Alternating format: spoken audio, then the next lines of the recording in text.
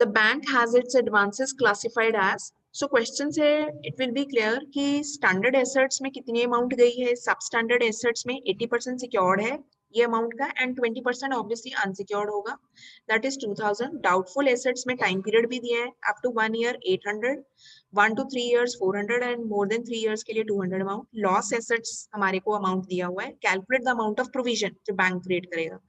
Standard assets में 10 लाख है, 10 lakh standard assets हैं, इसके अलावा हमें कुछ नहीं बताया. तो स्टैंडर्ड एसेट्स का चार्ट देखते हैं, हमें नहीं बताया ये एसएमई सेक्टर है, सीआरई सेक्टर है, रेजिडेंशियल सेक्टर है, टीजर सेक्टर है, तो हम ये वाला सेक्टर लेंगे. जब हमें स्पेसिफाई नहीं किया तो हमें क्वेश्चन क्रिएट करना है 0.40 का. तो 0.40 जब हमने इस पे कैलकुलेट करा परसेंटेज तो वो आ गया 40 लाख.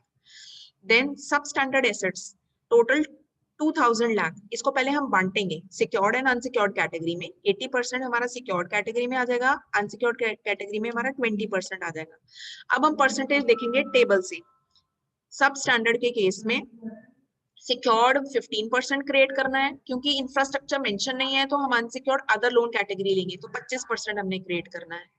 तो सिक्योर्ड पे हमने 15% क्रिएट करना है, 1600 पे 15% वो आ गया 240 एंड 400 पे हमने 25% क्रिएट करा, वो आ गया 100. देन नेक्स्ट हमें डाउटफुल डेट्स दिए हैं, अमाउंट्स गिवन है, डाउटफुल डेट्स के परसेंटेज हमें चार्ट में गिवन है.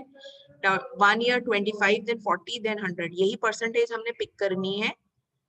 25 40 एंड 100, 800 पे 25%, इस तरह से हम ये कैलकुलेट कर लेंगे. देन लॉस एसेट्स 300 के हैं, इस पे तो हमेशा हम 100% प्रोविजन क्रिएट करते हैं, कैलकुलेट कर लिया.